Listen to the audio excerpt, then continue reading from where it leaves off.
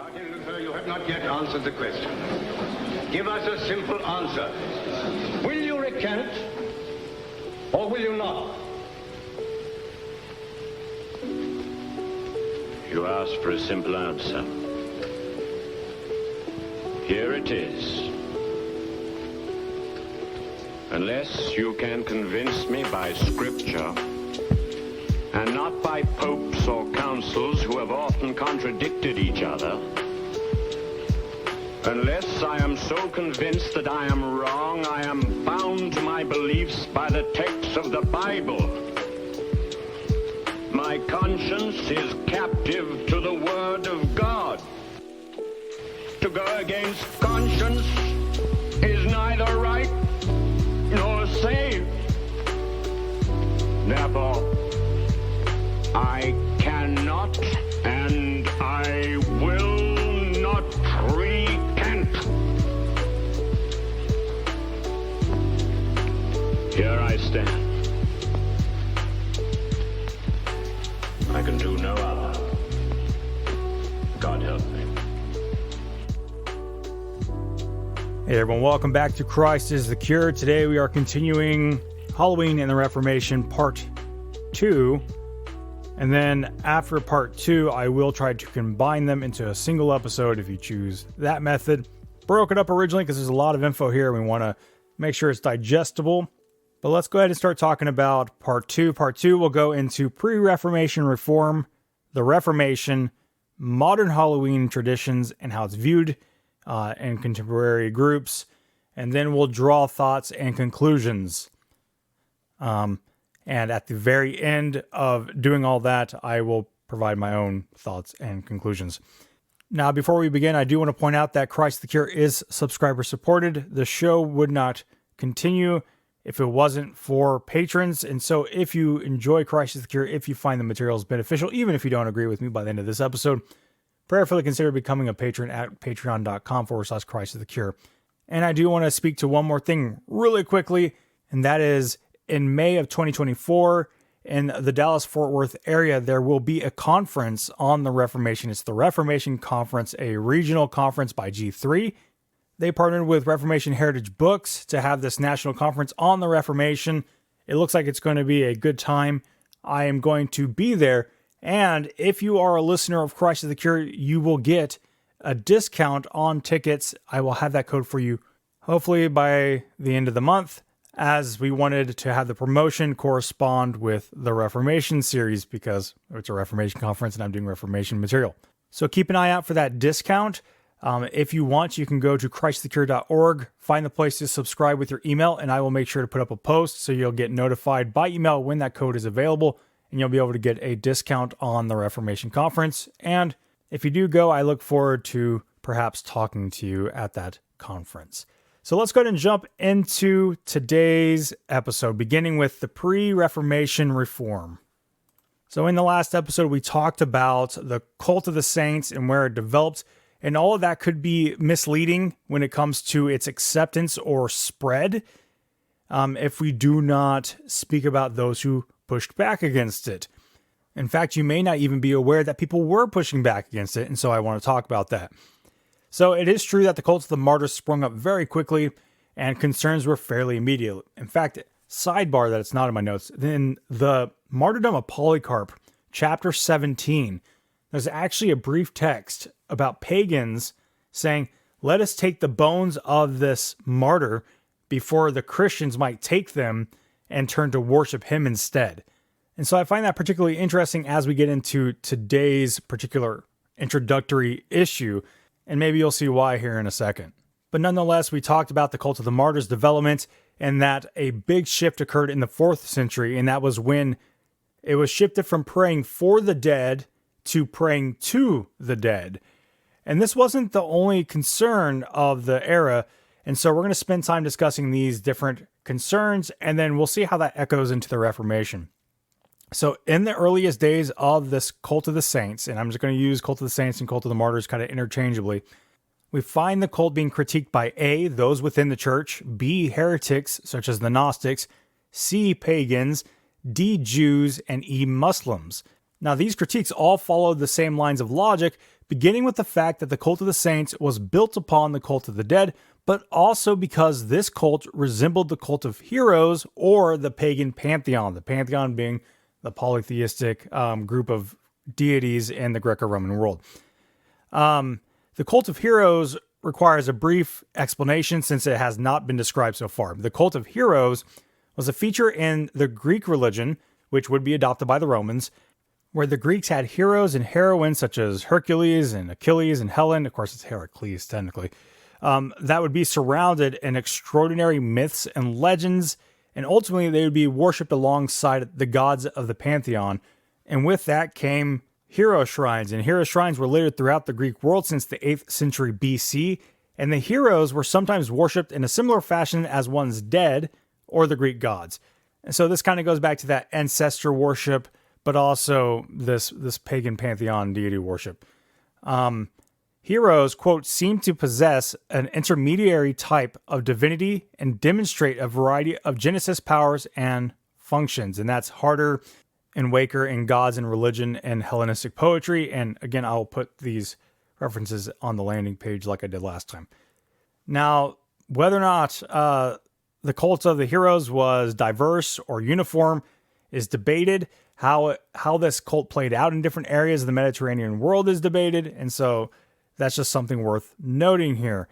In fact, there's one journal article contesting the past hero cult and tomb cult and epic in early Greece that is worth looking into if you feel so compelled. Nonetheless, according to Harder and Waker, you had basically these different classifications of hero cults. You had gods, heroes, and the dead, and they could form these three basic groups within the Greco-Roman world, with the gods of those who possess a universal and superior power, while the dead are confined to their particular burial spots with the least amount of power. And then gods would be more regional. They would have divine powers and sometimes would be universal despite their mortal origins. And a hero sometimes could also be head over a particular city. So there's a little bit of a hierarchy here, a little bit of a debate about, what that looked like. But ultimately, heroes in the hero cult could be distinguished from the less powerful dead by their extraordinary achievements, their importance to, and their worship by an entire community or multiple communities. And these communities would invoke these heroes in order to gain their help or to harm their enemies, because these heroes are in a privileged afterlife and have gained deification in one variety or another, right? So ultimately, the Greek religion, which would largely be adopted by the Romans, consisted of gods, regional deities, heroes, and daimones. And within this structure, the cult of the heroes played an important role within various cities, such as acting as a shared identity for the people, but also the cult of heroes included a cult of relics. So while there is a distinction between the pantheon of, the Olympian gods, of course, there were also lesser gods who were also over cities, and then you had the Olympians, and then you had the demigods, who were often the heroes of the hero cult. So you have these different categories, but they're all kind of in the same boat. So with this in place, Christians who defended the cults of the martyrs and the saints would need to defend against these charges. That is, that Christian saints were ultimately just a replacement of the Roman pantheon or the hero cults. Now, you may have heard that before in our day, but that was happening back then too at the inception of this cult of the saints. As the Catholic historian Bartlett notes in his work, Why Can the Dead Do Such Great Things? Saints and Worshippers from the Martyrs to the Reformation, quote, there is a real resemblance, end quote. Both had shrines where one can go and get assistance or advice from. They both had annual rituals and annual festivals. They both could appear in dreams and visions. They could aid in battle or general instructions. They also had expectations for worship, and they also were invoked whether to help or harm. Quote, like the saints, the gods were numerous and often provided special patronage either for a city or state or a particular group. Athena was the patron goddess of Athens, and Artemis, the patron goddess of the hunters, end quote. And that's Bartlett. Bartlett also contests that the cult of the saints has more in common with the cult of heroes, given that heroes were human and had tombs on earth. These humans could be demigods or deified after the death or both. Quote, crucially, unlike Zeus, Athena, and the like, they had lived on earth as humans and had undergone death and had an earthly tomb like Christian saints, end quote. So in light of all this, pagans viewed the cult of the saints as a stolen pantheon, an equivalent to their heroes or gods. This charge was also taken up by others that I listed above. That is, those within the church, that is, Jews, Muslims, Gnostics, so on and so forth. Now, St. Augustine, in his famous work, The City of God, mentions these people groups, likely the pagans who, quote, consider that the pagans worship the gods in temples while we worship the dead in their tombs. Augustine also points out in the same work that both had shrines, priests, altars, and relics, and yet he worked to clarify the difference between the two by pointing out that Christians believe the sacrifices were the Eucharist or communion to God and not to the martyrs themselves. Now, if one can remember correctly, though, Augustine was actually pushing back at this time against banquets that worked against his position here. It was only during his time that he was starting to correct or move the banquets from the cult of the dead to being a Eucharistic observance.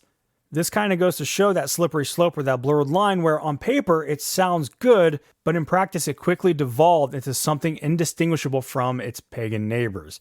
Now, this whole argument, this point of contention, continued throughout Augustine's life and into the present, exemplified in the modern founding father in the study of the cult of the saints, a Catholic named Hippolyte Delhay. I think that's how you say his name, Delhay or Delhay. And he admits that these parallels existed, and he gives many examples, and he ultimately concludes, quote, when one has demonstrated among the Greeks a cult in which, in all of its details, recalls that of the saints with its tombs, translations, inventions, visions, or dubious or forged relics, what further parallels could one demand in order to establish that the cult of the saints is nothing but pagan survival?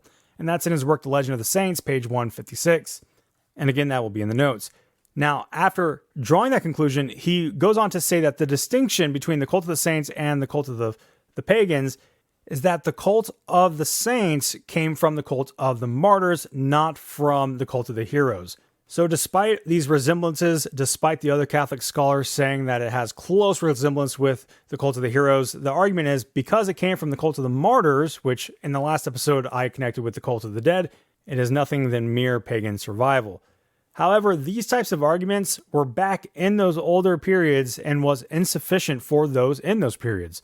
And so while you could get the impression from the last episode that this cult's development occurred unanimously without pushback, that was simply not the case.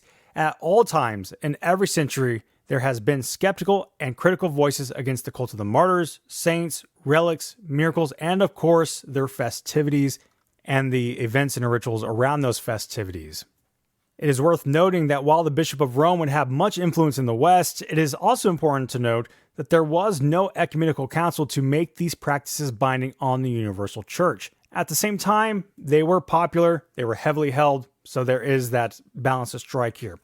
A local assembly in Egypt would actually gather and try to shut down critics, and these critics were pushing back against the idea of having services at a martyr's tomb, and this council would actually issue an anathema for those who denied this practice. But again, this was a local, not an ecumenical council. Still, one early critic, spoken about by Calvin actually in his work against relics, provides us with a more clear picture of what this tension looked like in the 400s. An author named Vigilantius would write against the cult of the relics, calling it old paganism clothed in a pretext of religion. He would argue that the dead cannot pray for the living, that the saints did not have special intercessory power, and he would go after rituals such as keeping candles and night vigils at saints' shrines. The key responder to Vigilantius's argumentation was Jerome, who is famous for his Latin Vulgate. In his work, Jerome suggests that Vigilantius's position was not a lone ranger pushing back against the cult, but instead a force to be reckoned with. So that's worth consideration. It wasn't just this one person. In fact, Jerome would actually note that Vigilantius had supporters, and that included bishops, and that is in his work against Vigilantius. At the end of the day, however, it looks like Jerome won out in this battle as his position would set the trajectory in the West, leading to All Saints' Day in the 7th century. Still, the debates wouldn't end there. There were debates in the East on the matter of icons. That's very famous in Nicaea too, which these icons were intrinsically tied to this cult of the saints and would be a major point of contention in the Reformation. We won't focus too much on icons, but this was an issue tied to all that. So during those debates, many spoke against the intercession of the saints and claimed that the souls of the saints could not appear on earth. Fast forwarding a little bit, in the 11th century, there was another rise in several groups who would come to reject the cult of the saints and their annual festivities. And when we have our writings where these groups were talked about, and these commentaries on these groups continue through the 12th century, they are noting as doubting the intercession of the saints, putting no reliance in the saints, denying purgatory, and denying the prayers for the dead. Some outright mocked veneration, invocation, offerings, pilgrimages, and of course, the feast days. These groups were not created equal. Some were Gnostics, right, such as the Cathars, and others were precursors to the Reformation, such as the Waldensians. I'm pretty sure I pronounced that correctly. I'm not sure. Anyway, this group would attack various fabricated miracles done by the saints and claim that the saints were unable to hear the prayers addressed to them, and they denounced veneration given to the saints. This logically tied into rejecting intercession and the feasts around this cult. Another group that was a precursor to the Reformation that held these views was known as the Lollards, who were inspired by the theologian of John Wycliffe in the 14th century. They held all the same concerns, but they also emphasized the fact that there was a lot of immorality around the feast days, and people would treat them as holidays for immoral sensuality, but also they would critique the cost of the pilgrimages and the icons. So all of the survey is basically just to demonstrate very quickly this close relationship between these ancient critics and the reformers in terms of what they're critiquing, how they're critiquing, and what the problems were that they saw. So we will find many of these same critiques being levied by the reformers going forward. So now we can get into the Reformation. So far, it's been shown that in terms of Samhain, the pagan origins of Halloween are difficult to substantiate, but this doesn't mean that there isn't a case to be made for a pagan origin of Halloween, given its tight connection to the cult of the dead in the early centuries, and in addition to this, the cult of the saints parallels with the pagan pantheon and the cult of the heroes. So this also includes, of course, the assimilation of rituals and practices. Even while Christians were attempting to strip some of those connections, those general, fundamental, foundational similarities remained. So let's talk about the Reformation. We highlighted Luther's move into his critique of the saints, which began as an indictment against indulgences. We talked about that at the end of part 1. But at the same time, the cult of the saints had radically affected all of life during the period of the Reformation, leading to numerous objections on various grounds, most of which we simply cannot cover here. What we do know is that the reformers, despite their differences, universally denounced the cult of the saints and what it produced. Yet, the approaches and the timelines amongst them are different. Luther, for example, seemed to have a harder time letting go of his fondness for the saints, and likewise exhibited a more tender approach in calling people under his care to move on from them. Others, however, took a firm approach and, ripped the band-aid off kind of thing. The issues that the reformers took, leading to hundreds of pamphlets, sermons, and debates against the cult of the saints, were multiple.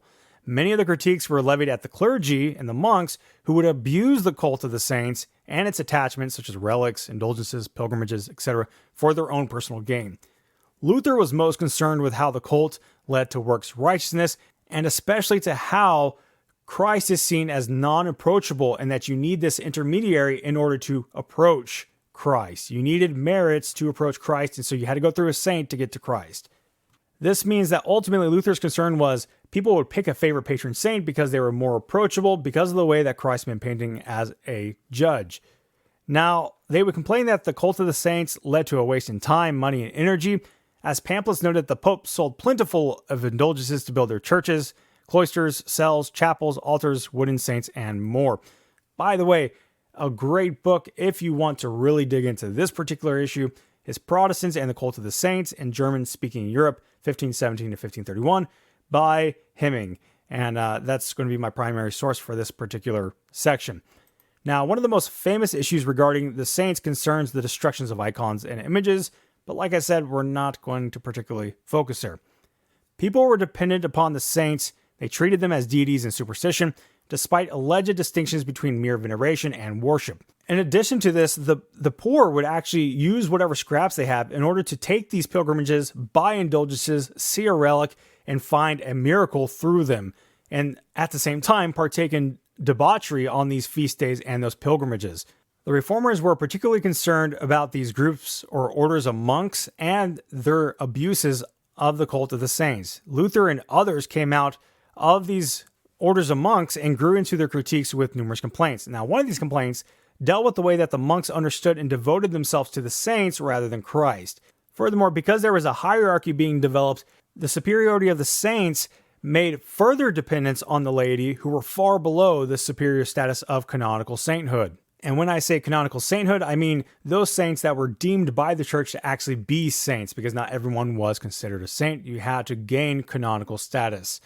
And so Luther, reflecting on his relationship to Christ in this climate, notes, along with the reformers, that in these orders, Christ was viewed as a grim judge and tyrant, and the grace and consolation could only be found in running to Mary and the saints and hoping for their intercession on their behalf, because no one was righteous enough to approach God the Son.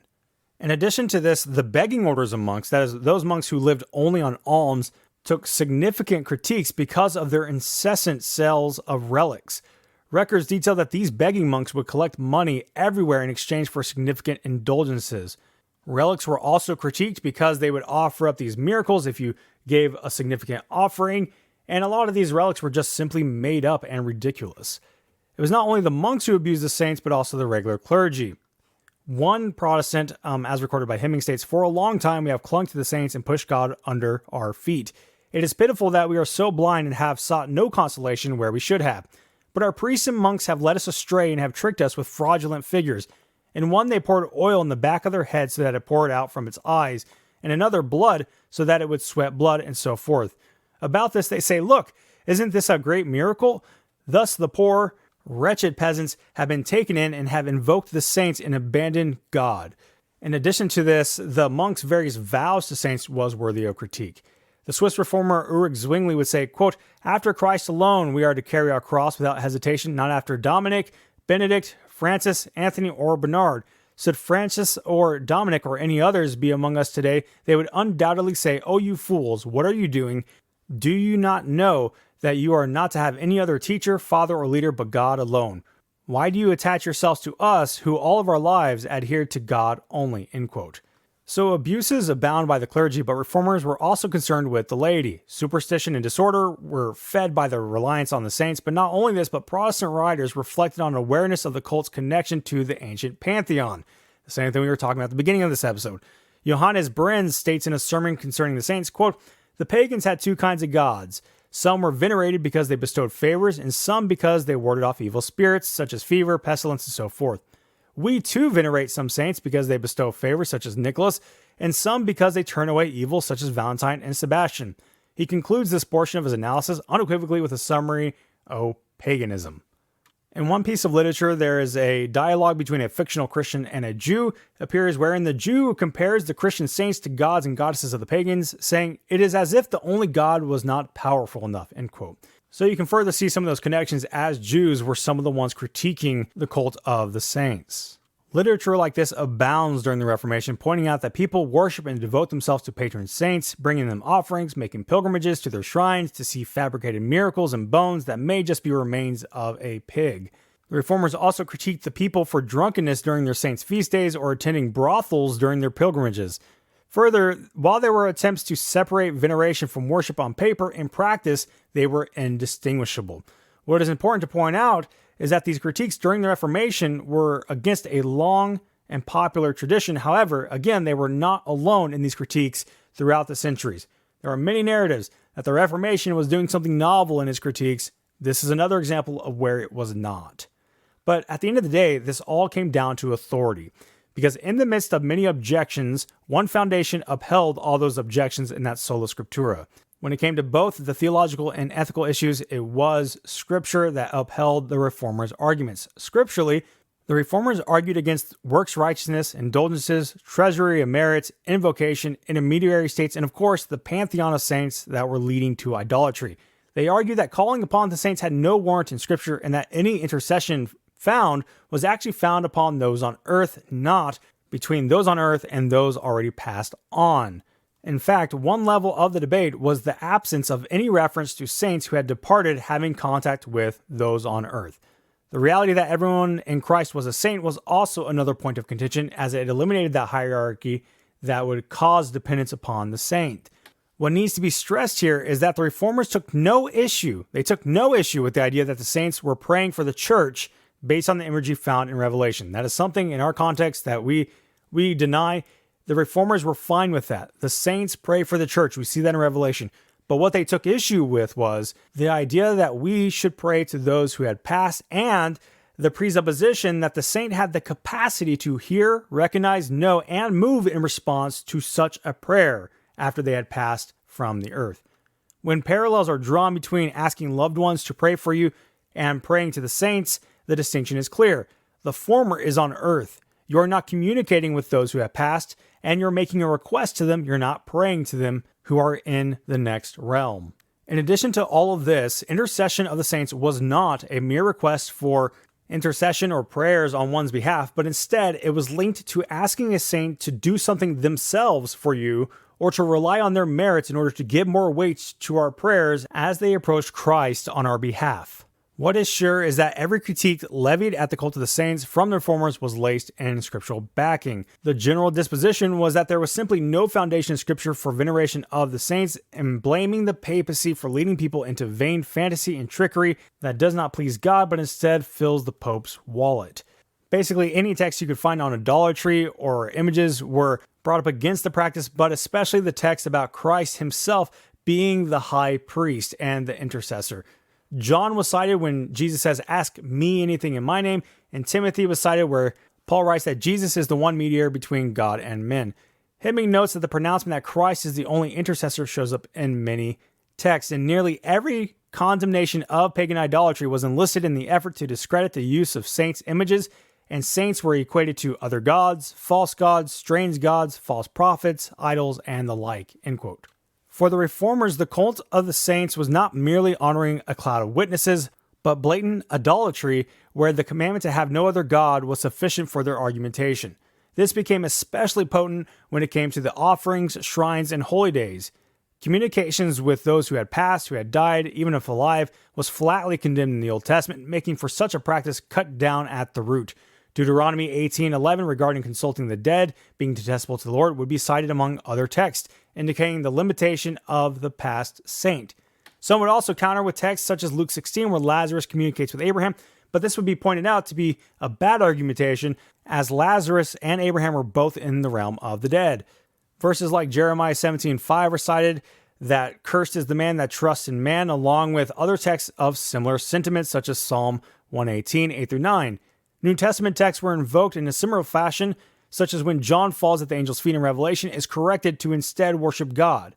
A logical argument would be presented as well regarding the alleged miracles of the saints, where the reformers would argue that no saint worked miracles in their own power, but instead by God. They are not worthy of undeserving veneration for those miracles that are attributed to God. A final note is that the reformers still value the saints as examples of the faith, and they would regularly cite the theologians of the church in their theological reflections. And this set the precedent for recognizing that those who passed should not be forgotten, but that to institute rituals and religion for the sake of them was to cross a line. While men can receive and be shown honor, relics, shrines, icons for the purpose of vigils, and icons for the purpose of being prayed to were clearly beyond mere veneration. While the distinction looked good on paper, its outworking was a violation of Scripture. So when we get to the point after the Reformation, the struggles on the cult of the saints were not immediately resolved, but it was a long and slow process to move congregants to rely on Christ rather than the cult of the saints. Christ as God the incarnate could be too intimidating to approach, and so the temptation was to move to a saint in order to approach him on their behalf. Even when it comes to certain feasts, there were some reformers who would condemn the cult of the saints as it was articulated by Rome, but still allow tapering off of the liturgical observances of saint days, including All Saints' Day. While all Protestant traditions modified how they viewed the saints, only some branches retained a normative observance of All Saints' Day, and thus Halloween. The Reformed tradition in particular, and the Puritans, would reject Halloween, though along with other holidays. And you can see the work by James, Holy Time and Sacred Space in Puritan New England.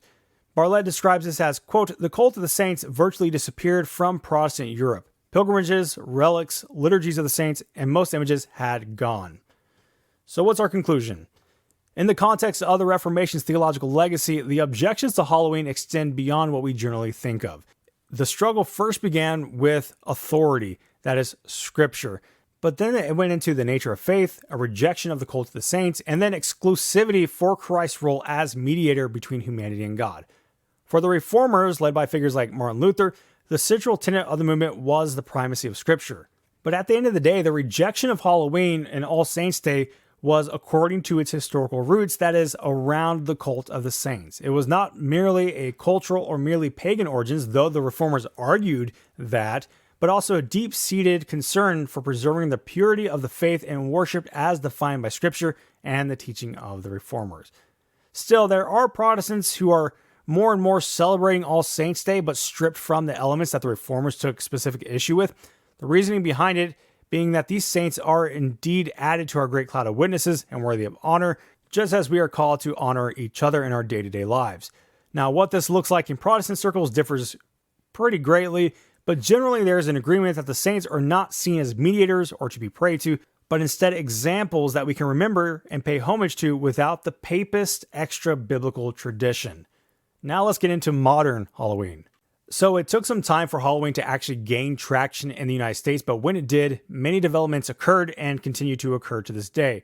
Ultimately, the traditions that we know in our culture regarding Halloween are heavily debated and have a different story attached to them almost every time I read about them. What many accounts seem to agree upon are that these traditions are modern, and when I say modern, I mean that they haven't arisen until the last 500 years. Now, while these practices are still a factor in whether one will consider celebrating Halloween, they're not necessarily connected to the original Halloween. The best way that they could be connected to our modern context is the theme of death and that darkness of death and the ghouls and ghosts and things of that nature because of the original celebration around the cult of the dead and honoring the dead. So we're going to look very briefly at some of these traditions. We're going to paint a broad picture, but remember that these origins seem to differ and can be debated, making it quite difficult. So let's look at them. So when it comes to the jack-o'-lantern, this is a tradition from the 1800s of a man named Jack who was a trickster and evil. He outwitted the devil, which had him cast out of hell, and following this, Jack took a glowing coal and placed it inside of a turnip as a lantern to light his way as he wandered the earth. And you can see that in Hollowed in America, Contemporary Customs and Performances by, Jack Santino. This story appears in variations, but the core kind of remains the same. So even if you find differences, you'll find the same story. Now, according to some sources, this story was actually a folk tale that explained a phenomenon that occurred in marshlands and bogs where a light would flicker from gases. And often it's connected to fool's fire, fairy lights, or will-o'-the-wisp. And this kind of has connection to fallen angels, especially with the imagery of fairies in the Irish culture. And that could be said to have some parallels with Jack's being cast out of hell and walking around with his turnip. Now, eventually the story would reshape entirely due to its adoption in American culture, especially with the legend of Sleepy Hollow in 1820. Carving pumpkins seems to have begun sometime in the 1890s, and from there it's history. Regarding costumes, it's hard to find one narrative on this one too. The common one is that these were costumes for Samhain and warding off evil spirits. However, that's difficult to substantiate, as we talked about in part 1. Other traditions link wearing costumes to the era of the bubonic plague in France, which is kind of interesting. And basically what it was is that after the plague, where France lost a great deal of population, imagery of popes, kings, ladies, knights, monks, peasants, just name a bunch of people, were painted on the tombs, and eventually a dance in commemoration of the dead to remember them would ensue, where people would dress up as these figures, and sometimes this would be integrated with All Souls Day on November 2nd, and eventually would come to include people in various stages of life or states of life. So the French dressed up on All Souls Day, but not Halloween. And this will kind of be seen with trick-or-treating too. We don't really know how it got moved over to Halloween, but the theory is that when the British colonies in North America in the 1700s first had French Catholics come in, they started mingling, right? And so that's another one that's kind of hard to tell. So for trick-or-treating, its origins are a little bit easier, but I mean that pretty strenuously. It's a little bit easier. Some have linked it to souling in the 9th century, where the poor would go door to door asking for soul cakes in exchange for a promise to pray for the souls of the homeowner's relatives.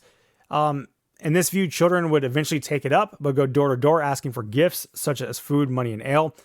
And according to history.com, in Scotland and Ireland, young people took part in a tradition called guising, that is dressing up in a costume and accepting offerings from various households. But rather than pledging to pray for the dead, they would sing a song, recite a poem, tell a joke, or perform another sort of trick before collecting their treat, which typically consisted of fruit, nuts, and coins. Now, some argue that it has more to do with Guy Fawkes Day more than anything, and so let's explain that. Following the English Reformation, Roman Catholicism was suppressed and resistance occurred on occasion, with some more being violent than others. And one example of that violence was in 1605. There was a plot to blow up the Protestant King James I and Parliament, and this ideally would lead to a revolution for the Catholics against the English Protestants. But the plot was foiled when a guy named Guy Fawkes was arrested, hanged, and the plan just kind of dwindled out. His failure came to be known as Guy Fawkes Day for England on November 5th, and it is said when people observed it, they would put on masks and heckle Catholics, demanding treats at the threat of tricks. In addition to this, the celebration had community bonfires, sometimes called bonefires, as they would burn models of the Pope. In the 19th century, children took it up, and by night they started wearing masks of Guy Fawkes, and they went door to door asking for treats. Now, within the colonies of America, some celebrated Guy Fawkes Day, and this would increase as immigrants came over in the mid-19th century, and this would continue through the 20th century.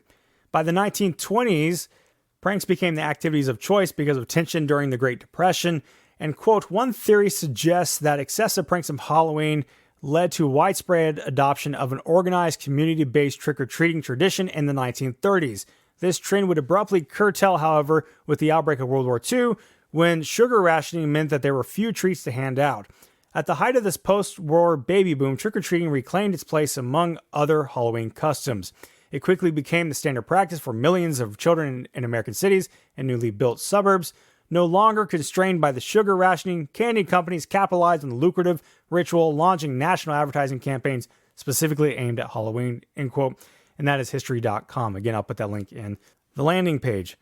So while the practice has more vivid theories, there are still multiple threads being pulled that makes it difficult to track. For instance, how did Guy Fawkes Day on November 5th move to the 31st, if that theory is viable?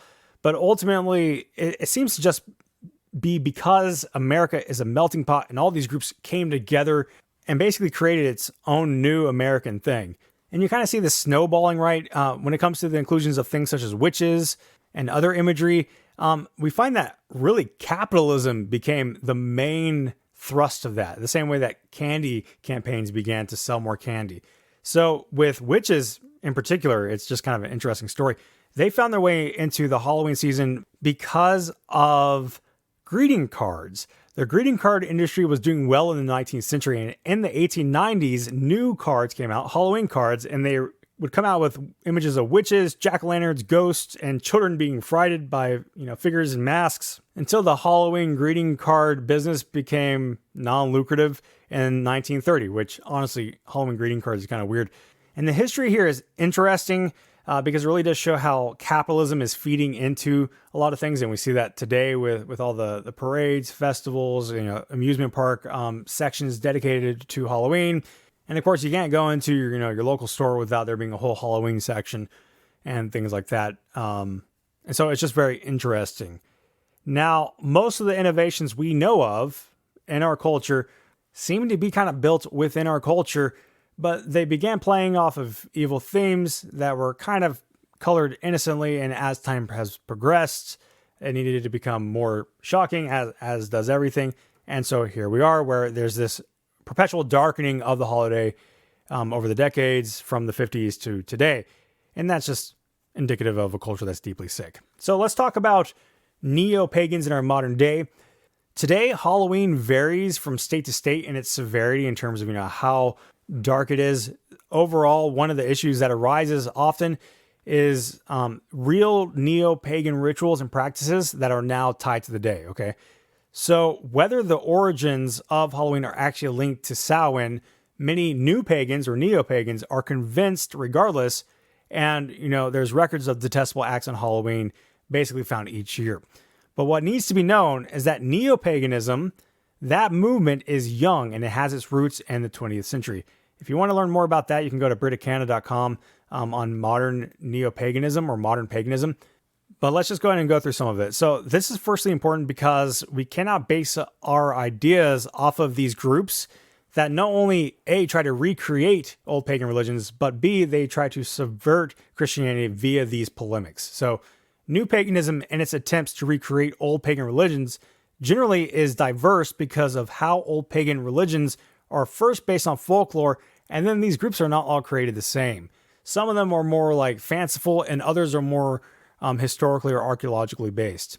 But this also means that we should take their claims at face value, especially because their disposition is taking these pagan rituals back from Christianity. They have a disposition against Christianity that needs to be taken into account whenever we're evaluating their claims. So this is all to say that neo-pagans mocking Christians each year for celebrating an alleged pagan festival is no accident, and part of their overall ideology to reclaim what Christians stole becomes the basis for that. Yet, what was allegedly stolen is up for debate, giving dubious accounts of many pagan observances, right? We talk about this with Christmas, with Easter, and now we're talking about with Samhain. So, this group of neo-pagans includes a group known as the Wiccans. A lot of people know the Wiccans, but Wicca's first appearance in the mainstream was actually in the 1950s, and they believe that their religion was, quote, the survival of a pre-Christian witches' religion, an idea later rejected by historians, and that's from the Britannica article. I don't know if I ever say that word correctly. Anyway, in the 60s and 70s, the Wiccan movement found syncretism with various movements, especially second wave feminism, which is interesting, and the early homosexual and bisexual communities. So it was in the 70s where modern pagan religions had a particular gain in traction in the US and in Britain in particular. Various groups formed, such as the Neo-Druids, that is a new type of, they're trying to reclaim the Druid movement, right? And others such as, the advocates of heathenry, right? Being heathens. And so by the 2000s, the neo-pagans had grown substantially, but a shift occurred where they were actually turning to worship particular pantheons, such as the Greco-Roman gods or the ancient Egyptian gods. In this whole ordeal, a movement arose called the Reconstructionists, who viewed themselves as purists against the Wiccans and the Druids. The reason why is because the Wiccans and the Druids typically just assimilated various ideologies and myths for their basis, or their theology and their practices, right? The Reconstructionists, however, were more purist in that they were concerned with what the actual historical data said about their observances and their practices. So when it comes to Halloween, some of these groups, such as the Wiccans, will observe under the heading of Samhain, and they consider this the witches' new year, and they establish an altar and tools for divination and relics surrounding death. And you can go read up on that. I have sources. I don't know that you're really going to want to go read them, but they're going to be in the bio. So some claim that trick-or-treating is part of the ritual and scaring off evil spirits. But again, this is based on assumption, not proven, via connections to Samhain. But a common thread is saying that meals should be prepared in order to dine with those individuals who had passed into the next realm. Now, an interesting thing to note is that on one neo-pagan's sources, they state, despite occurring at similar times and containing similar themes, Samhain and Halloween are not the same holiday. Halloween, short for All Hallows Eve, is celebrated on and around October 31st and tends to be more family-focused. On the other hand, Samhain is more religious in focus and spiritually observed by practitioners. There are some more lighthearted observances in honor of the dead through Samhain, but the underlying tone of Samhain is one of serious religious practice rather than a lighthearted make-believe reenactment. Today's pagan Samhain rites are benevolent, and although they are somber and centered on death, they do not involve human or animal sacrifices, as some rumors may claim. Another difference between Samhain and Halloween is that most Samhain rituals are held in private rather than public. And that's from Gaia.com on Modern Paganism, 13 Rituals to Celebrate Samhain. But the source makes a distinction between the cultural observance of Halloween and Samhain. In fact, saying Halloween that it's not really a religious observance, which is kind of interesting. But it detaches the two and it claims that the former is not inherently religious, while the latter, Samhain, is. And I find this interesting because this ultimately means that just like Catholics who separate the traditional Halloween from All Hallows Eve and All Saints Day, some neo-pagans recognize Halloween as a mere cultural phenomenon too. Just kind of interesting. So in addition to this issue are the number of Satanists that have co-opted the day. One article summarizes the issue well. Anton LaVey formed the Church of Satan in 1966 and wrote the Satanic Bible within a few years. It is important to note that this was the first organized religion to ever label itself as satanic. LaVey stipulated 3 holidays for his version of Satanism. The first and foremost, most important date is each Satanist's own birthday. Let me skip ahead a little bit. And the 2 other holidays are one I cannot pronounce, to be honest, on April 30th, and Halloween on October 31st. Both dates were often considered witch holidays in popular culture, and thus they became linked with Satanism. LaVey adopted Halloween less because of its inherently satanic meaning in the date, but more as a joke on those who superstitiously feared it. Contrary to some conspiracy theories, Satanists do not view Halloween as the devil's birthday. Satan is a symbolic figure in the religion. Furthermore, the Church of Satan describes October 31st as the fall climax and a day to costume according to one's inner self or reflect a recently deceased loved ones. The article then asks, but is Halloween satanic? So yes, Satanists do celebrate Halloween as one of their holidays. However, this is very recent adoption. Halloween was celebrated long before Satanists had anything to do with it. Therefore, historically, Halloween is not satanic. Today, it only makes sense to call it satanic when referencing its celebration by the actual Satanists. And that is from learnreligious.com, is Halloween satanic? In addition to this, there is a quote often attributed to LaVey that states, quote, I am glad that Christians let their kids worship the devil at least one night of the year, end quote. The problem is, however, that there seems to be no source available for this quote. It is likely that if he did state it, he probably said it out of sarcasm, especially given that LaVey's Satanism was less spiritual and more naturalistic and hedonistic, because LaVey himself was actually an atheist. I remember reading the Satanic Bible a long time ago before I came to Christ, and it's basically that. It's basically self-indulgent humanism, basically what you would think of as secular humanism, but with a hedonistic, do what feels good kind of twist. So that said, having pagans or Satanists, or neo-pagans really, co-opt the day is not enough to abandon it or to call it pagan in its roots, especially if these movements, date long after, like into the 19th, 20th century, right? And so, as I have argued with Christmas and Easter, we need to view these holidays on its own intention, on its own terms. And the same goes for commercialization. Everything is commercialized. We talk about this with Christmas and Easter. And this is not a good enough reason to throw the baby out with the bathwater. We can parallel this with marriage. Marriage is heavily commercialized. It's one of the most expensive things. And it's also co-opted by society and twisted. We know that given our culture wars today. Yet we do not abandon marriage because of these things. Instead, we preserve and hold on to it because of its foundation and its roots. And so that goes back to the question, what are the roots of Halloween? But first, let's talk about modern day Catholics. So contemporary Catholic commentators lament that the innovations of costumes and candy have overshadowed the religious roots of the observance of All Hallows Eve, which again is inseparably linked to All Saints' Day. And in the contemporary settings, All Saints' Day is also an obligatory observance within the Catholic Church. While there are other saint commemorations, they are not obligatory like All Saints' Day is. One website speaks to the foundations of Halloween well. It says, quote, the feast was originally the date of the Pantheon's dedication, May 13, 609, and the date of an already existing feast in the East. It was later moved to its current date on the Roman calendar, where it is followed by the commemoration of all souls, that is, those righteous dead being purified in purgatory, end quote. And that is from EWTN.com on, Seasons of Feast Days, All Saints' Day. So at its foundational roots, it is a cult of the saints holiday. In some shape or form, the Protestant Reformation threw a wrench in the whole thing. Having the 95 Theses being commemorated on the 31st, is quite an interesting dynamic because it's the opposite position. If we throw in some traditions like the Guy Fawkes Day, then basically it becomes a Protestant mockery of Catholicism's failed plot to, make the English Reformation fail. And so there's a lot of interesting dynamics going on here. Now, what you may not know is that Catholics often have the same discussions that we do on Halloween. The question being, should Christians observe Halloween? But in this context, it's most specifically, should Christians observe all the extra cultural stuff? Generally, I have found that Catholics will say yes, underneath these principles of guarding oneself from the darkness and approaching it with wisdom. They often state that those cultural additions to this holy day are fine, but they should not be the dominant theme of the day, right? It should be a focus on prepping for All Saints' Day. And so for Catholics, the bottom line is that it's an ancient holiday that is theirs to observe, and the tacked on fun practices are not a problem without moderation and wisdom, right? So we have some Protestants that argue that same way about, moderation and wisdom. So modern day Protestantism on Halloween, there's a range of positions, and I try to list them out in my head and categorize them, and it's really difficult because there's overlap, right?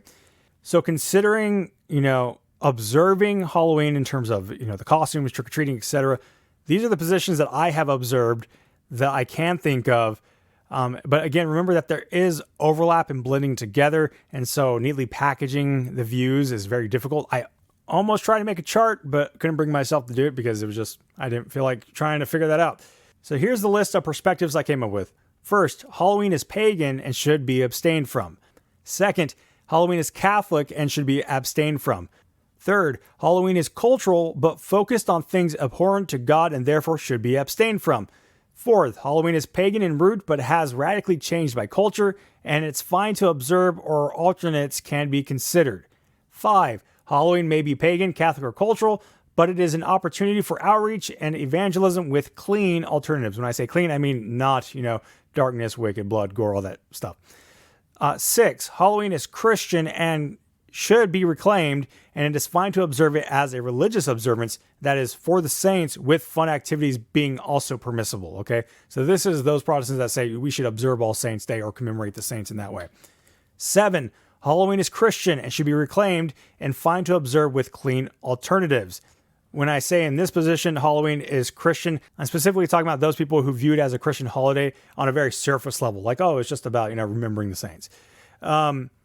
Number 8, Halloween is cultural and it's fine to observe with proper wisdom, so it's purely cultural. Number 9, Halloween is best understood as Reformation Day and can be celebrated as such with or without the extra cultural stuff. So like I said, some of these blend together, and so to neatly package these views gets very difficult. Like, for example, the alternative positions could be kind of seen as, abstaining, but it's debatable. Another question kind of comes up with fall festivals. Like, what do we do about fall festivals in general? And I'll kind of answer that question here. I view fall festivals as being seen as alternatives, but generally not really, because they can fall as early as the beginning of October to the end. There's spring festivals, there's fall festivals, there's summer festivals. And so I don't know that you can necessarily attach to Halloween, though sometimes they are. I've seen both where it's linked directly to Halloween and others where it's detached, minus, seasonal vegetation like pumpkins. So that one's a little bit out there. I'm not considering that one. What gets tricky is that we need to ask, when we're talking about celebrating Halloween, are we discussing celebrating the eve before All Saints' Day, that is, with this religious focus, or just the cultural games now associated with the day? Because some people try to blend those and say, we're taking back the Christian holiday by trick-or-treating. Well, that's not really the same thing. You can't conflate that. You can't say you're taking it back by trick-or-treating. You can say that you're countering pagan culture by evangelism and outreach and trick-or-treating with tracts and stuff like that. But you can't say that you're observing, like All Saints Eve or All Saints Day while you're trick-or-treating, because that's not what All Saints Day or All Saints Eve was or is. Like, there's a mass that you go to at night if you're a Catholic to prep for All Saints Day. But most of the time that we're talking about Halloween, we're talking about all the cultural games now, trick-or-treating and stuff like that. But in its most strict sense, Halloween is a Catholic holiday rooted in All Saints Day, and everything else is kind of extra. So let's move into the drawing thoughts and conclusion section. So as we have seen, Halloween is quite the special case. We have several factors at play. In essence, we have different versions of Halloween to really consider, whether it be a religious practice in a pagan sense or a Catholic sense, or merely a cultural, American cultural sense. And then if we throw Reformation Day into the mix, then we now have another dilemma, whether or not it's a Protestant celebration on the same day. And this doesn't include the reality that sometimes Reformation Day is observed in a similar way to Halloween, with costumes and candy. So you have this Protestant religious plus American cultural. And so you have these different combinations of what Halloween actually is. So the question of whether or not Christians should participate in Halloween has sparked debate and reflections within the Christian community for decades. This episode, actually, you can go farther than decades, because this was a conversation happened during the Reformation whenever they were first detesting Halloween. but that's again in a more religious or Catholic sense. This episode certainly will not solve anything for you. In fact, it could probably complicate the matter for you more. It might actually help you settle things, but it most likely will not. At the end of the day, you must simply not participate if your mind is not settled. And the reason why is because according to Paul, if you do something like this, if you participate and you're not settled on it, you are doing so in sin. It is counted as a sin. You can go read Romans 14 and study that there. So let's consider the general positions and do the pros and cons. So non-participation is our first one. Non-participation involves abstaining from Halloween activities altogether, viewing them as incompatible with one's Christian faith. Generally, this position argues from the position that Halloween is so clouded in darkness that to participate is to forfeit what God says about living in truth, light, and life, right? Sometimes this view maintains that it's also damaging to the Christian witness, even despite outreach events, as those events are generally seen as merely different ways to participate in the observance. A less prominent position in this non-participation category is abstaining because the holiday roots in Catholicism. That's really what we've been talking about in these two parts, but that's the lesser position. So let's talk about the pros. The pros of this position: maintains religious purity and avoids any potential conflicts with Christian beliefs, and it demonstrates a commitment to upholding one's faith and convictions. So what about the cons? Well, the cons are that it may isolate individuals or families from community events and neighborhood interactions, but it could also be perceived as judgmental or exclusionary by those who do participate in Halloween. So what's option number 2?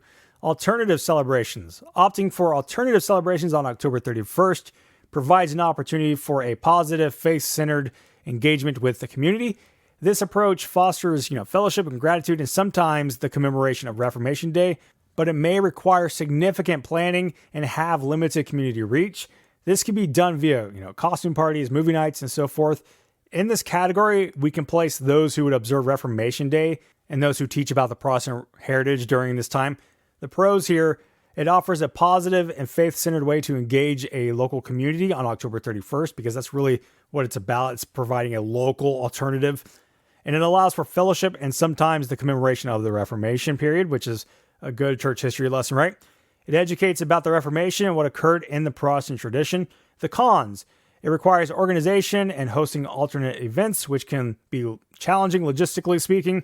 It may have limited reach compared to traditional Halloween activities, and it could be seen as equally elevating men as Catholicism does by being so focused on the Reformation, or even being contrary to the Reformation ideals by recognizing the Reformation in that way. Position 3, redeeming or taking back the holiday. Redeeming the holiday involves participating in Halloween with a different perspective, often using it as a platform for faith sharing and acts of kindness. This approach may require, planning and outreach efforts, but it offers a potential for positive impact for the gospel. In this category, I'd place, trunk or treats, tract or treating. Kind of made that one up. You go out and you do trick or treating, but you give out tracts at the same time, or participating simply by passing out candy from your own doorstep and evangelizing. In this category, we can place those who hold to, the fighting for, or the bringing back, or the emphasizing the Christian roots of the holiday. And the pros of this are, it provides an opportunity to engage with the community and share one's faith. It allows one to demonstrate acts of kindness and outreach during the Halloween celebrations. The cons is that it requires careful planning and consideration of how to, effectively use Halloween as a platform for the gospel. Some individuals may not be receptive to literature on this day. And in addition to this, would be specifically related to the Christian roots and discerning how to properly observe All Saints' Day in a Protestant fashion. So in that category are those people that want to emphasize the Christian roots and figure out how to do All Saints' Day properly, like within a Protestant tradition. Position number 4 I have as cautious participation. Cautious participation allows for children to engage in Halloween activities while maintaining boundaries aligned with Christian values. This approach is really just go do the things. It enables families to participate in community events, but necessitates, careful costume and activity choices. You have to make sure you go to the right neighborhoods, that you pick out the right costumes, that you're not going somewhere where, there is potentially compromising. And really this could kind of fall into, go to an alternate celebration kind of route. And the pros with this is that it permits children to participate in Halloween activities while setting boundaries aligned with Christian values. It allows families to engage in neighborhood interactions and community events. The cons is that it requires careful selection of costumes and activities to ensure that they align with Christian principles. But another con is that it may still expose children to elements contrary to the faith, even with caution. The last one I have is observing cultural Halloween with Reformation Day. That is observing cultural Halloween as Reformation Day, combining the two observances, celebrating Halloween while emphasizing the significance of the Reformation Day. This approach encourages community engagement, but it requires careful integration to make it meaningful. So the pros would be that it blends the cultural celebration with the commemoration of the Protestant heritage and engages the community while emphasizing a significant historical event. The cons, it requires thoughtful integration of the two observances to maintain their distinct meanings. But in practice, Reformation Day will be overclouded by the cultural observance. It's hard to make that Reformation Day. So those are my general 5 positions that I think are viable. They're kind of more broad than the list I gave in the last section. Before I give you my position, I want to talk briefly about Romans 14 and the principles outlined in Romans 14, which provide guidance for Christians grappling with this issue and how they address other believers. Basically, you have to make sure that you acknowledge diverse beliefs, because at the heart of Romans 14 is an exhortation for Christians to receive one another without passing judgment on these types of disputable matters. In the context of Halloween, this means acknowledging that fellow believers may hold these varying viewpoints on the appropriateness of celebrating the holiday, and it's essential to respect these differences to foster unity within the church, especially if the heart of one's position is to do that outreach on Halloween that you may choose to abstain for, or vice versa. Just see the strengths and weaknesses in both sides. If you have someone who abstains, give them praise for their convictions and standing on their convictions. If you see someone who's doing evangelism, give them praise. Try to maintain the unity as best as you can, despite holding strong convictions, to the contrary. Because at the end of the day, while this is a heated discussion, it can be had, with love, kindness, and exhibiting the fruit of the Spirit in order to honor Christ. So basically, whenever we're considering this subject, you want to make sure that you're engaging in thoughtful reflection, prayer, and consideration as you go through Romans 14. So you want to make sure that you evaluate your personal convictions. Does participating in Halloween align with your understanding of scriptural principles, especially those, discussed in these previous sections and the roots of Halloween? And engage in sincere prayer and biblical study and work through it and make sure that you are firm in your position before moving forward. Also, don't neglect your church. The application of Romans 14 is not just about individuals, but about one's community and church context. Some churches or denominations may provide specific guidance or teachings regarding Halloween, if the day is even acknowledged at all. So therefore, you should really just consider engaging in open dialogue with your leaders and your elders and fellow congregants in order to understand that communal perspective. And then you need to consider age and family dynamics. How are you bestowing things into your children, your upbringing? How are you stewarding your children? And you need to balance those personal convictions with family dynamics, with wisdom and discernment. You can also consider from a missional or outreach perspective. You may see it as a great opportunity to go share the gospel, or you may see it as an unnecessary means of participating. But have respect for conscience. Romans 14 underscores the importance of respecting the conscience of others. Those who choose to abstain from Halloween should not judge or look down on those who participate, and vice versa. It goes both ways. Maintaining an attitude of respect and understanding is essential for preserving unity within the faith community. If Paul can write this letter to Jews and Gentiles on things like the Sabbath and things like the Passover, then we can figure it out on Halloween. We can do it right. And the last factor is, the cultural and regional variations. Really, Halloween in America is very different than Halloween in different cultures. And so that's something worth considering if you're talking outside of just our national, scope. In conclusion, Romans 14 gives us a framework to help us, make a decision, study through it, pray through it, talk with others, have meaningful back and forth with others. You can even have healthy debates. Just do it in love and kindness. I had plenty of conversations during my prepping for these episodes to prep me for this. And so it is essential that we approach this discussion with humility, respect, and an understanding where people are coming from. and then pray for them as they, work through it, and pray for them as they approach it, as they're actually going through the day. So we can make informed decisions, and we can all ensure that we are trying to glorify Christ in these decisions. So let's get into my summary and my conclusions on the subject with all this in mind. All right. First and foremost, I remain unconvinced that Halloween is linked to Samhain, given the lack of historical evidence for Samhain at large, and of course the evidence for the development of Halloween before the alleged Irish observance. We talked about the development of the Cult of the Saints that developed before Samhain's historical record, before the connection between the Irish. I remain unconvinced that it's connected to Samhain. Or put another way, I don't believe that Halloween is pagan in so much as it's related to Samhain. Yet, Halloween and All Saints' Day, by all accounts, is the result of a close affiliation with the cult of the dead and has many similarities with the pagan pantheon and practices regarding patron-client relationships and shrines, indicating clear pagan roots. In this way, I agree with the reformers in saying that Halloween does indeed have pagan roots on this religious level of the discussion. Further, the holiday is built upon the cult of the saints, and its rejection, exemplified by Christians over the centuries, leaves it as a Catholic holiday built on doctrines rejected historically by Protestants. Thus, at its roots, pagan or not, it is still generally incompatible with Protestants, given why, when, and how the holiday was formed. And so while some Protestants have modified it in order to take it back as a Christian holiday, it's impossible to say that they are actually practicing the day as it was formulated. I have a high respect for the saints. I love reading the doctors of the church.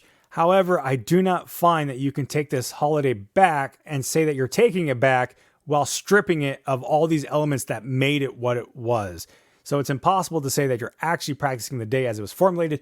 Instead, you could say that you're practicing a different version, a more biblical or more reformed Halloween, reformed All Saints Day. So that's just from that perspective. Now, Reformation Day, in terms of Reformation Day, which I know a lot of people who listen to the show practice, it signifies kind of a new course, right? The opposite direction, and it's observed as a Protestant commemoration in various countries. And while it has been tempting for me to replace Halloween with Reformation Day, I still find it difficult to do, because the only reason why I would do it would be to replace Halloween, and I don't see a need for that. I see Halloween the same way I see like St. Patrick's Day. There's a casual acknowledgement and appreciation of what occurred, but I don't really go beyond that. So there's not a reason for that new establishment of a Christian holiday, right? And I say this also because there's kind of a level of irony that the reformers likely would have rejected a Reformation Day type celebration. I don't think that they would hold to such an observation. And so I find it kind of too ironic to actually do. Now, when we're speaking about the cultural elements stripped of all these religious aspects, the modern adaptations of Halloween are young cultural evolutions, right? We talked about that. The last 500 years minimally, their roots kind of debated. But the basic elements, right, that make up these traditions of, dressing up and collecting candy, they're not inherently wrong. We have to all admit that they're not inherently wrong. And if there is no negative religious significance attached to it, then there seems to be no problem so long as the Christian does not violate biblical principles and uses wisdom in the stewardship of their children. Basically, there's no reason to suggest that individuals are obligated to adopt the cultural evolution of the observance that is more gore and horror as time goes on, right? In the same way that I'm not obligated to adopt the more cultural elements and commercialized holidays that are Christian in their roots, such as Christmas and Easter. Now, that all said, the cultural observance, from everything I've gathered, is so closely linked with elements that are contrary to the Christian worldview that it becomes very difficult for me to justify partaking. There is no doubt when you look at local shops, festivals, parades, upcoming films, commercials, etc., what the focus of Halloween is in this culture. And you can blame it on capitalism, you can blame it on sensationalism, you can blame it on all those factors, but the point remains that that is what it is tied to, that is what people see when they think of Halloween, and that is something worth considering seriously. Because I have seen many times where Christians have created alternatives to Halloween, but they're also critiqued by outsiders for compromise on Christian values in order to participate in the day. Now, while the quote-unquote games of the day are not inherently wrong, the games cannot be detached from their context, nor can one deny that the only reason why these games are being played on that day is because that is what the culture is doing. So for the last 9 years, my family and I have not participated in Halloween or any modification of it. That includes Reformation Day. We just haven't. And after having many great conversations with individuals on the spectrum, I found myself just landing back to my original position. I remember being asked about, do you celebrate Halloween a couple times? And I always quit back with no, because I'm neither pagan nor papist. And I want you to hear me that if you celebrate, I'm not saying that as an indictment against you. I'm saying that's just my mentality on the whole situation. If I take the three broad categories of paganism, Catholicism, and, grotesque secularism, I have reasons to not participate in every single one of those categories. I don't participate in the Catholic holiday because I'm not Catholic, I'm a Protestant. I don't participate in the pagan elements because I'm a Christian. I don't participate in the secular gruesome stuff because I don't believe that they match up with my worldview. My primary thrust overall is that I'm not Catholic. That's really where I stand on it, because knowing the history of where All Saints' Day came from, I'm just like, I don't care about this day. Now, here's an important caveat that I want to throw in here, because a lot of people misunderstand the position of abstaining and kind of charge it with, well, you're just fearful, or, you think that pagans own the day. My position is not that I believe that Catholics are pagans on the day and I'm abandoning it, but rather I just treat the day like any other day. I don't give this quote unquote holy day any significance. It's just another day on my calendar. In fact, last year things passed by and I didn't even realize that Halloween had passed by, because, whenever you have kids, the days just kind of blur together. But ultimately, from my perspective, trying to find a way to observe the day in some other way than it already is being observed is firstly acknowledging that it's something worthy of time and effort, and secondly, a matter of mere cultural pressure. And I can kind of tie this in with Cinco de Mayo. Where I live, Cinco de Mayo is a big thing. And it's a big thing about the heritage of my city. But the only reason why I would go is because I either felt like it was worth the time and effort to go, because it was significant enough to go, or because the cultural pressure made me feel like I should go. But in either case, I just don't. It's just another day that passes on the calendar, because neither of those things are true for me. The same thing goes for Halloween. Halloween for me, it's just not worth the time or effort to even bother trying to think of alternatives. In other words, Halloween is just not significant enough for me to care about. And so it's not me saying like pagans and Catholics take over the day. It's saying that like y'all's day means nothing. That's how I perceive of it. And I'll be honest, there is a lot of cultural pressure, especially when you have kids, to do it. My daughter will come home on occasion, their friends are prepping for Halloween or something, and we'll have a conversation about why we don't do it. She understands and we move on. But really the only time that I start thinking about, well, should I rethink my position? It's about that cultural pressure. Is my kid missing out on something fun? So generally people look at those who abstain, as dreadfully fearful of the day. Yet most I've met are kind of like me. It's just another day on the calendar, like any other religious holiday. We don't celebrate Muslim holidays. We don't celebrate Jewish holidays. I don't celebrate Cinco de Mayo. Just name some. And you could say, sure, it's very popular. It's observed by a lot of folk. But if we were in a Muslim-dominated country, I wouldn't go observe the most popular Muslim holiday of the year. That's not a factor for me. And some people see that as valid reasoning. Some people don't, because of the popularity and the prominence thing. But that's just the way I view it. So whenever I look at my life and my kids' life, we have candy and costumes all the time. So there's little reason to really consider the day worthy of the hassle when it comes to it each year. As we know, those costumes are expensive and the candy's expensive. It's commercialization. But that whole idea that, we have candy and costumes all the time, you can say the same thing about outreach. We have outreach events and festivities all the time, year round. So I'm not sure that it's necessarily a good argument to say, well, we can make sure that we do that on Halloween.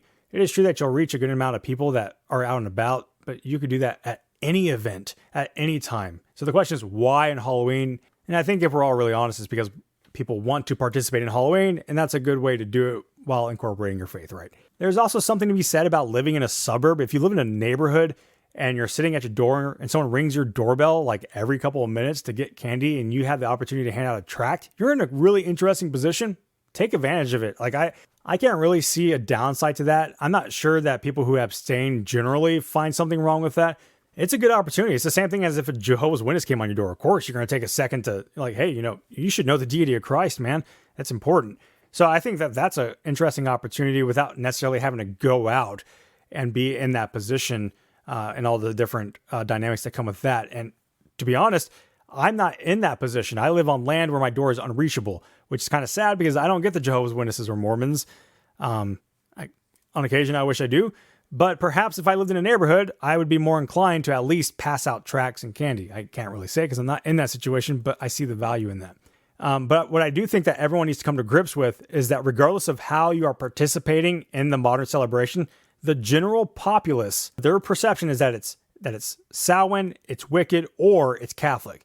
And so while you may be eating meat from outside of a pagan temple, if you're in that temple, it will be assumed that you're eating sacrificed meat as a pagan, right? Wait a minute, Nick. What about Christmas and Easter, right?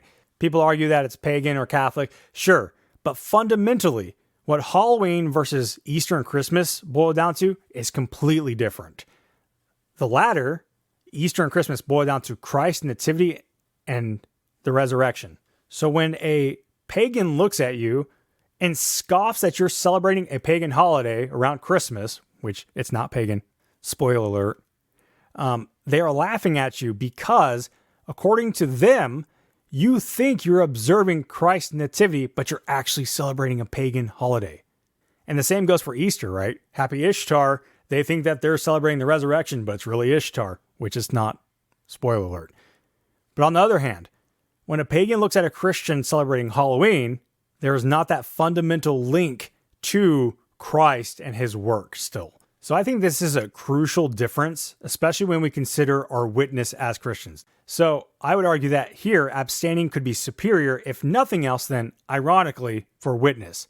There's one more point to consider, and it's this. If the topic is convoluted, which it is, and if the topic is so questionable, which it is, and if there are no real, significant, or weighty reasons to participate, it would seem more wise to abstain. It's kind of that better safe than sorry thing. I remember we were talking about, would you use heretics literature or music or something like that in your church service? And you can answer yes, and you can give reasons for it. You can say, well, because, there's truth in it. You can find the truth in it. You can redeem it, all this other stuff. But it always boils down to, is it worth it to play with it, even if it's questionable, right? And so that may not be a valid argument, but whenever I weigh the reasons for or against observing, there are more reasons to abstain almost every single time. Every time that I stack this, topic up in my head, the only reason I could think of to participate is to have fun with my kids, which I think is the key point for a lot of parents. But still, for me, that isn't enough. I mean, I do things with my kids all the time. They get candy far too much. They have a basket downstairs. They don't need more candy. They have costumes already. And so whenever I weigh that in conjunction with that pressure to have fun with my kids and let them go out and do this cultural thing, it's just not enough. The day has enough baggage that there appears to be little, if any, benefit to observing. That's where I boil everything down. As Paul says in 1 Corinthians 10:23, everything is lawful, but not everything is beneficial.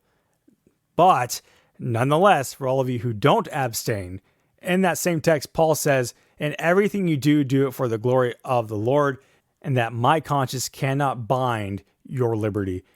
And so that's my position. And no matter what we do, we need to think about how we're conducting ourselves and stewarding our children and being a witness for Christ, whether it's through abstaining or whether it's through observing. If you are one of the abstainers that just hammers on every single person that observes it based off of one of the positions above, you may need to just sit back and think about your approach, because there's a lot of approaches that are not glorifying to God. You can disagree on this and you can do it well, and that goes for the other side. The other side does the same thing to those of us who abstain.